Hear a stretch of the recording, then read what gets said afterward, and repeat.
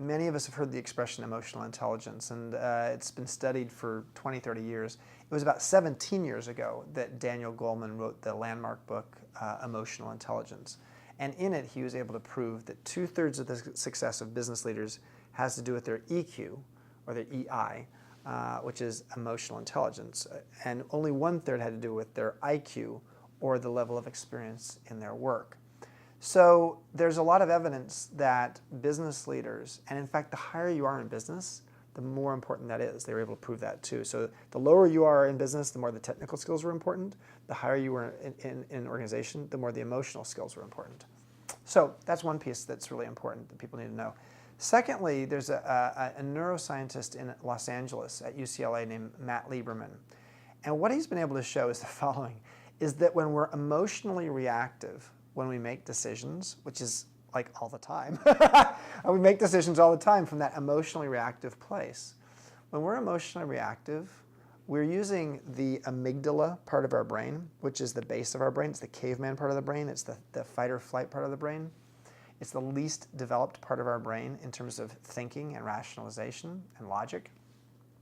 When we make emotionally reactive decisions from a place of anxiety, disappointment, anger, etc., we're using 10 to 15 less IQ points than when we're actually emotionally responsive as opposed to reactive. And when we are emotionally responsive, that means we take a little bit of a break and we actually move ourselves to the prefrontal cortex, which is where the brain power is.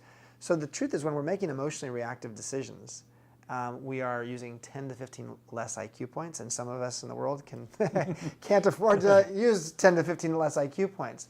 So what's the solution for that? What Matt Lieberman was able to show is when you're feeling an emotion, even if you just say it under your breath, I'm feeling anxious right now. I mean, you don't have to be talking to yourself and everybody's like watching you. Just like, say it, I'm feeling anxious. I'm feeling jealous. I'm feeling angry.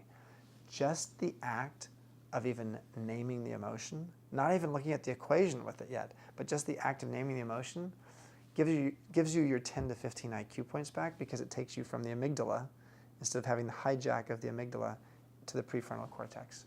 So the classics, of count to 10 makes sense. The reason you count to 10 is because it gives you some time to not be reactive. And at the end of the day, emotional intelligence could also be called emotional maturity. And learning how to be more mature as a leader, it doesn't mean that you're Spock or Obama or some person who seems to not have any emotions. I hate to beat up on Obama or Spock, but the truth is, being in that place where you have zero emotions, that's not good either. But being in the place where you're constantly like a pinball in a pinball machine, constantly getting, and with the sounds attached to it, getting rung up, and feeling like you don't have any kind of sort of solid place to go to internally, means that you're in an emotionally reactive place. And it means you need to start figuring out how to do what Frankl said, which is between stimulus and response. There's a space. In that space is your power to choose your response. And in your response lies your growth and your freedom. And being emotionally mature is about how to be more free in life, and how to have the growth in terms of how we feel about living a good life. Mickey Conley talked about another way to get past the amygdala is to ask a question, either out loud or even in your mind, that gets you to that prefrontal cortex, because you have to answer. And it seems to me that asking, what emotion am I feeling right now? How am I feeling right now? Is a great way to get to your prefrontal cortex, get those 15 points back. Yep. And in a way, it's sort of the essence for me of emotional equations.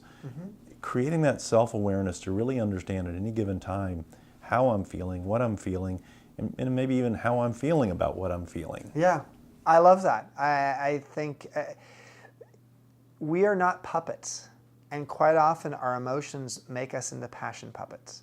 And whatever's sort of stirring inside of us, we just sort of like all of a sudden become, we're like, there's a marionette, and we're just sort of doing our thing.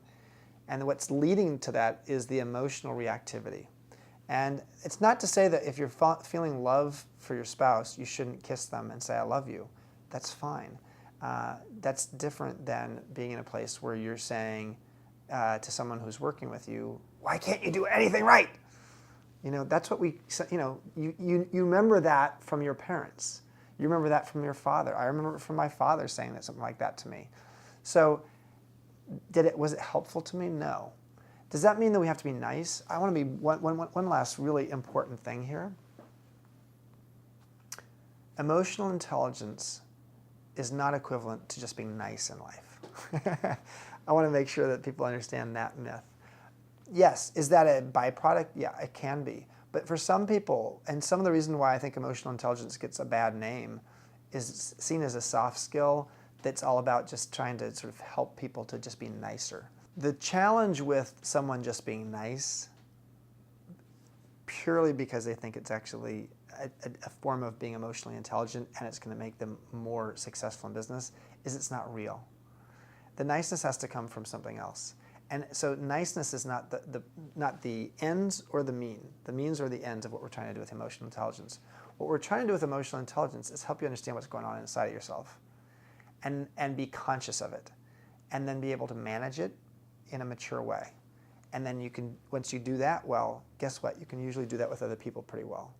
And you can help them with their emotional intelligence. And creating that environment is what creates a sticky organization where people want to stay. People want to stay in an organization, not because it's nice. They want to stay in an organization because they really admire the people they work with, they feel respected, and they feel like that their best game comes to work. And that's not about being nice.